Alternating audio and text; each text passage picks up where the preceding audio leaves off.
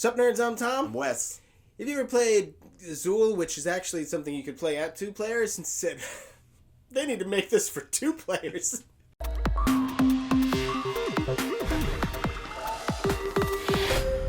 So Azul Duel is in the Azul universe, designed as a 2-player duel game. And like Tom said, you can play Azul at 2 players. I think it's really good at 2 players. I don't know if they needed a dual version of it. But we got it. So we're going to talk about it. So in the game, you are drafting from these different zones. You'll put them over here in the rows. Each row has to be a color. And then the thing that really, I think, makes it different from Azul is that you have these windows. The window frames. The frames. I think they're frames. So you're putting these off to the right in any orientation. And you have to have one of these with the color of the row that's full. And if you have the color and the row is full at the end of the round, you will slide one over to fill that frame and then throw the rest into the tower over there. And then you're scoring based on how many rows and columns are connected to it. So if you just put one by itself, it's a point. But if there's adjacencies in the row, you'll score for however many are in the row, and then you'll score again for however many are in the column.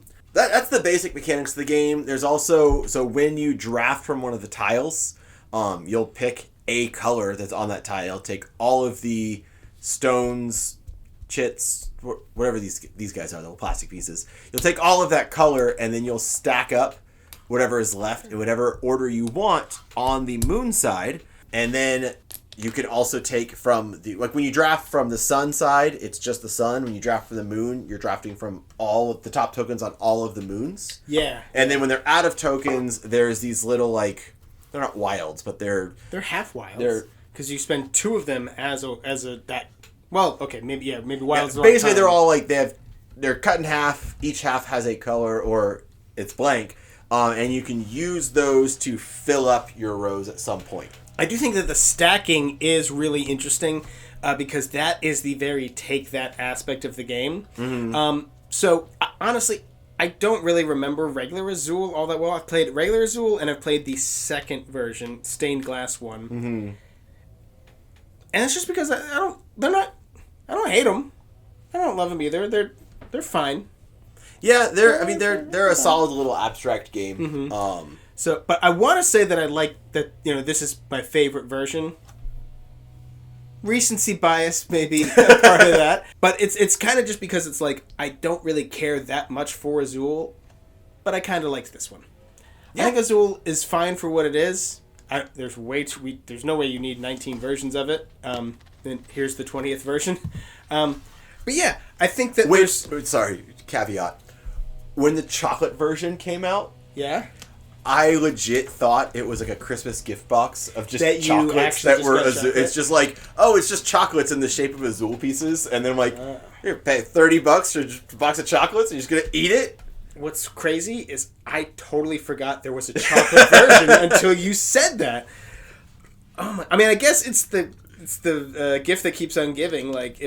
If people like it, right? And I mean, the market says what is good. We don't say what's good. The market says what's good. Clearly, people like it. It's selling. People are buying it. That's why they're making more versions. So, hey, that's totally... And if you like it, that's totally fine.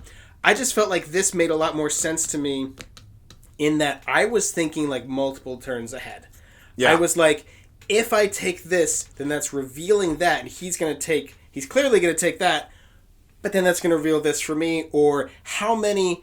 Okay, I definitely need red. There's only 2 reds even available right now. If he takes anything over here if there's anything over here that he wants, then that red may not. Okay, well this is a bad example because these are always available. But if he wants this yellow, for example, right? Mm-hmm. Then I have to go and get that red first because if he gets this, then this could be hidden under one of the other things that's there. You know what I mean? There's a lot more dicey decisions, which. I'm mostly talking about the drafting. I'm actually kind of surprised at how much these frames. I didn't find that too much of a tough decision. So I was okay, well, there's the color I need. Yeah, the frame. So you want the color you need, but you also have all of the colors. So I think, especially early on, you're just kind of getting what you need and putting it. As your window fills up, it does get a little bit more particular. I think the most interesting thing is that they either have a wild on them or the white slot. Yeah. Which you fill in the white slot once the other 3 slots on that window are full. Mm-hmm. And if you don't fill in the white slot, it's negative points.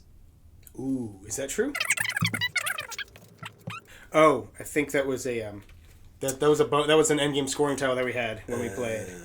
It's right here in front of me. Endgame scoring tile. But that's another cool thing. I like the endgame scoring tiles. Yeah. Which actually, in thinking back, I feel like getting points from just like moving these over. Mm-hmm.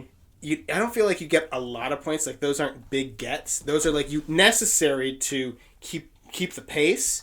But I feel like you get a lot from these, and I really think I keep holding. I don't know which thing to hold up. Can you see these? This goes there.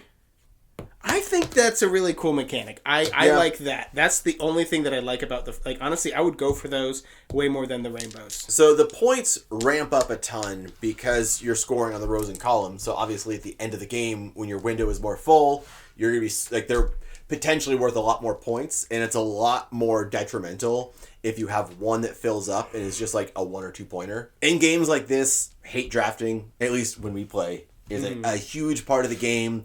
And I think that the stacking just adds like another level to the hate drafting because it's 100% like when you stack them, you stack, okay, well, I want this on top because I want it, but also Tom goes next. So if I put it on top, he could take it from me. But also you have to look at what's on top of all of the moons because if I put this one on top and 2 others are available, now there's 3 of that color. You could go for that one. Yeah. Mm-hmm. It is. Look, I was kind of sort of bashing Azul earlier. Not bashing. I was apatheticing Azul earlier, which is still kind of how I feel.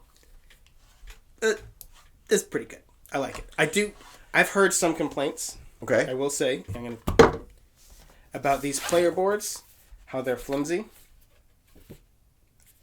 I don't really care. Right? Yeah, I mean, I definitely. I've heard a lot of like you can't walk down the street without hearing people complain about this.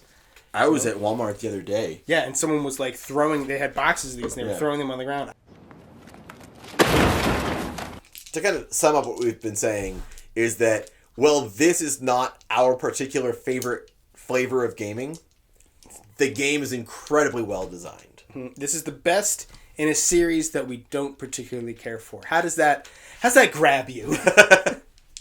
Yeah, I enjoyed it. I liked it. I like it. It was good. I like 1v1 drafting games. I think that makes it really interesting when it's just back and forth. It's not like, oh, I put this on top because Tom wants it, but he doesn't go for 3 turns, so Well, anyways, link in the description box down below. If this sounds like something that is interesting to you, you know what? We're also going to put down all the Azul there. I'm going to make Wes copy and paste all those links down there. Yeah, I will say, if you like Azul and you like playing games with 2 players, I definitely think you should get this one because it's a great 2-player game.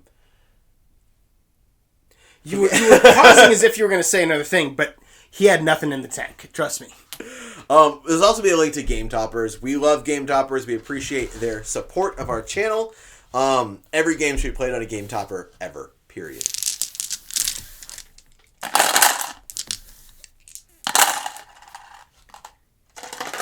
Oh god! They actually went in my mouth. I was gonna stop it, but. And if you had fun listening to us ramble about a game and watching Tom yawn, make sure you subscribe to our channel because then you'll never be bored. Well, that's going to do it for all of us here at Channel 4 News. You stay classy, San Diego. I'm Ron Burgundy.